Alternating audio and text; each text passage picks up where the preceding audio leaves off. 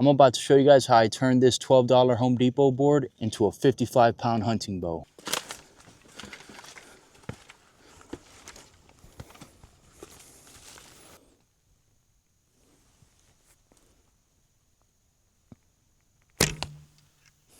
So red oak gets a bad reputation, but if you build it the right way, it's gonna hold up just fine, take on very little set, and turn out to be a great hunting bow. So stay tuned. I'm gonna show you the exact process I used to build this bow, from board selection, dimensions, how I recurved the limbs, and how I tillered it to give me a 55-pound draw.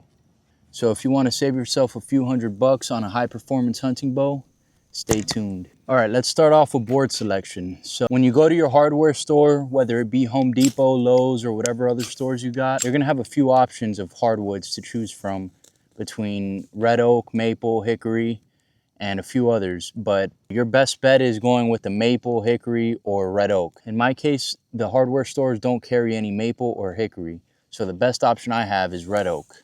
When you're choosing a board, make sure you have straight grain running from the bottom of the board to the top. Also on the sides, you want to make sure there's no runoff with the grain. So with red oak, if you have a heavy enough draw weight and the grain runs off the side or the back of the bow at any point, then you're most likely going to end up with a back failure. All right, so since I'm going for a 55-pound draw weight and I want to recurve the limbs, to help distribute that stress, we're going to go for a 68-inch length and 2.5-inch wide limbs. The wider limbs is also going to help with excessive string follow or set. The board I chose was 76 inches. I included an extra 8 inches for a handle. We're going to go ahead and mark 68 inches off. We're going to cut that extra 8 inches off. We're going to use that for our handle. All right, next we're going to find the center of the board, which in this case is 34 inches. We're going to mark 4 inches above that line and 4 inches below that line. That's going to be our 8-inch gap for the handle. We're going to use tight bond to secure this handle onto the board. There seems to be a little debate online, but whether or not you should scrape the wood before applying the tight bond. A few carpenters have said the glue actually bonds better to a completely flat surface, but on all the bow making forums, everyone says to scrape first. I've done both ways. It doesn't seem to make a difference. I've never had a handle pop off on me, so this time I did not scrape. All right, so we're gonna apply a thin layer of glue and let it tack up a bit. Now, once it tacks up, we're gonna add some more glue and drop that handle on there. Now we're gonna clamp it down and let it dry overnight. We'll start working on it in the morning. I've also sat some dumbbells on top of the handle and that seemed to work just fine. So use what you got. All right, next we're gonna measure the working limb, which is from the bottom of the handle to the tip of the bow. We have a 30-inch working limb. So with that, we're gonna measure 15 inches. That's gonna be our mid limb. Now we're gonna go to the bottom of the bow. We're gonna mark out the nocks. So the less mass you have on your nocks, the more efficient your bow is gonna be and the more cast it's gonna have. So we're going for 1/2-inch nocks. We'll mark a center line and then a 1/4 inch to each side of that center line. We're just gonna draw a straight line from the mid limb all the way down to the outer nock points. So now I went ahead and I cut these lines out. This is the first time I use a saw to do it. In the past, I've done just the farrier's rasp. It takes a lot longer that way, but you are more precise. If you're gonna use a power tool, just remember to be careful. I've ruined a ton of bows going too fast with the power tools. So after using that saw, I go ahead and clean it up with this farrier's rasp and get real close to that line. All right, next we're gonna make all the markings on the handle. So we'll start off with the center line. Then we're gonna go 1.25 inches either side of the center. That's gonna be our arrow rest. And then 2 inches from each end of the handle, we're gonna make our fade marks. So this is where the handle is gonna start to fade into the bow. All right, and after that, we're gonna mark a line down the side of the bow. This is gonna be a reference point so we know how low on each side we're bringing down the belly wood. This is just to make sure that you're not gonna take one side lower than the other. I chose 1/2 inch based on previous bows that I've made. Make sure you're measuring from the back of the bow up. That line we made 2 inches off the handle, we're gonna drag it down to the side of the bow. And we're gonna take something round like a dinner plate, a dog bowl in this case, and we're just gonna trace a line from that 2-inch mark all the way down to that 1/2-inch mark on the side of the bow that we made. That's gonna be our fades into the bow. Then we're gonna take a chisel and a hammer, and we're just gonna chisel away at that line until we have a nice fade.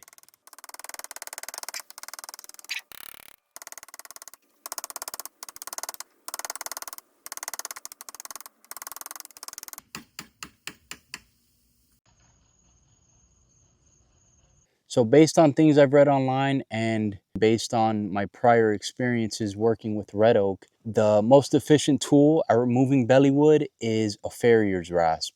The draw knife doesn't seem to do a great job with red oak. I primarily use the farrier's rasp. So to start removing bellywood, we're gonna start on the side and we're gonna keep the rasp at a slight angle. We don't want too dramatic of an angle because then you're not really removing wood off the belly. And we're gonna come down to that line. And once we do that on one side, we're gonna do the same thing on the other side.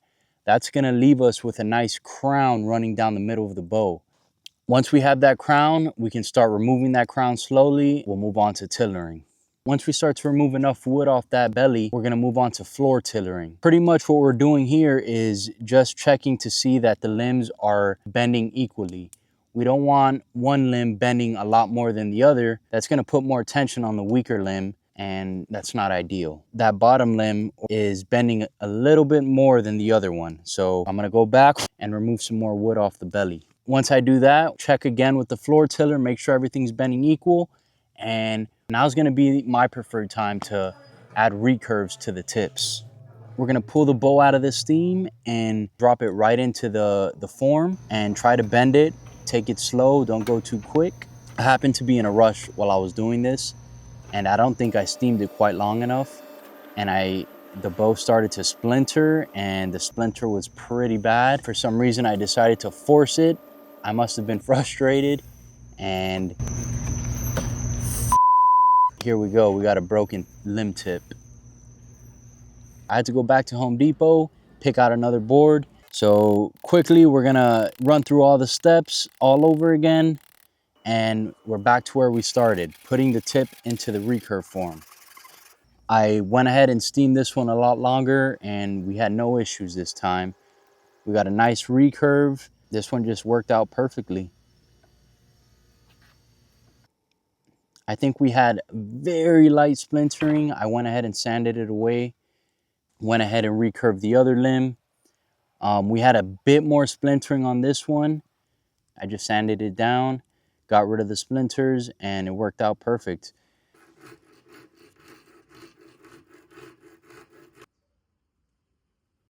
We got a beautiful recurve in both of the tips. Now we're gonna go ahead and carve out the string nocks.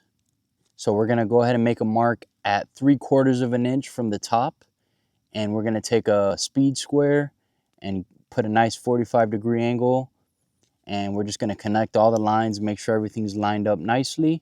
And then we'll start off with just a handsaw, get a groove going. Once that line is in, we'll switch to a chainsaw file, and we'll put a nice thick round groove in there, enough so that the string is gonna fit. This is just a rough draft, so we'll perfect it as we get closer to the final product. We're gonna check the floor tiller one more time before we decide to string it up and jump to tillering. Little bit of unevenness there, so we're gonna remove some more belly wood.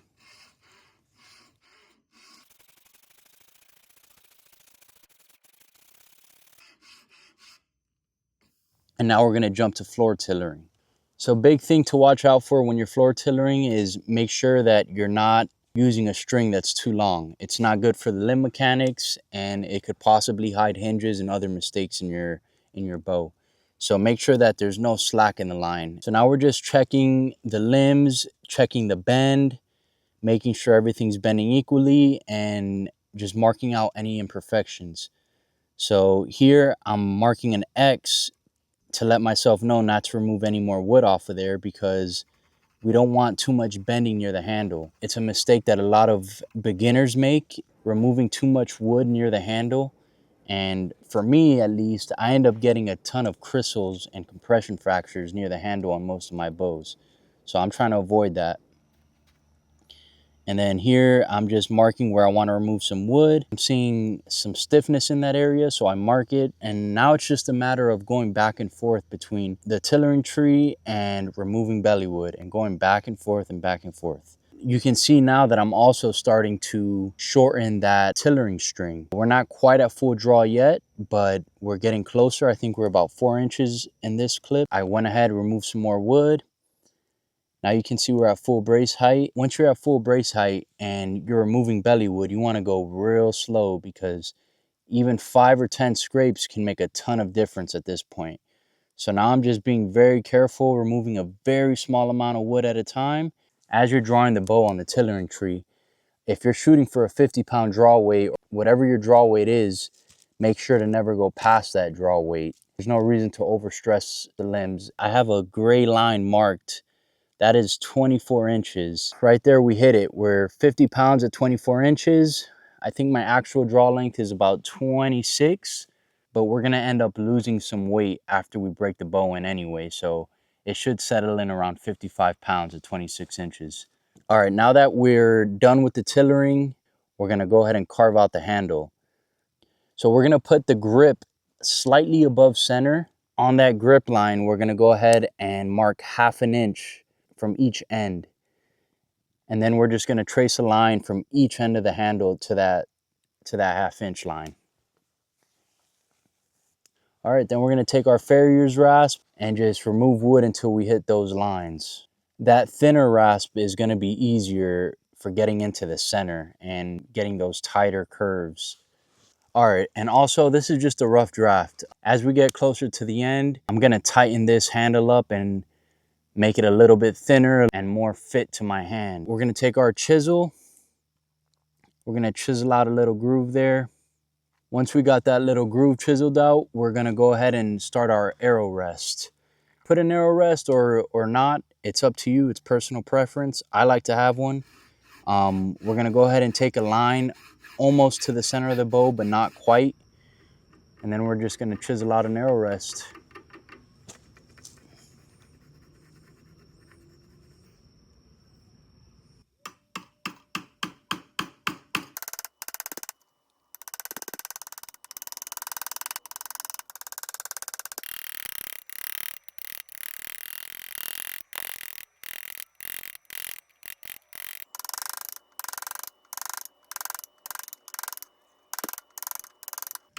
All right, and then for shaping the nocks, I seem to have lost that footage. This is some footage from an older bow that I made. You're pretty much just gonna use that small rasp and carve out the nocks. But here in this next clip, you'll see the actual shape that I chose for the nocks. Now it's just a matter of sanding everything down. I started with, I think, 120 grit. I jumped to like 240, then 600, then 1200. Work your way up through sandpaper. You're gonna get a nice smooth finish on that bow. After that, I went ahead and threw on about 6 coats of True Oil just to seal everything up, make sure that the bow's not gonna take on any extra moisture. She's looking pretty good. 2.5 inches wide, 63 inches from nock to nock. I don't have a string for it yet. I already ordered the string, but it's just not here. 10 yards. All right, I got my brand new camera right behind the target. Let's hope I don't miss and hit the camera.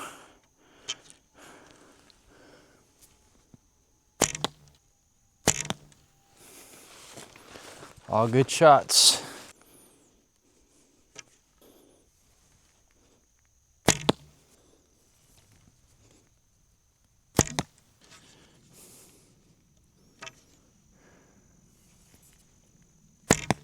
Five yards. 10 yards. This is probably the furthest hunting shot I would take. I'm waiting for this wind to settle down. Let's give it a shot. This is usually the limit for most traditional bow hunters, but I would not be taking a shot this far. 20 yards. Ooh, just low. Oh, I think that was low too. Oh, I hit the top of the target.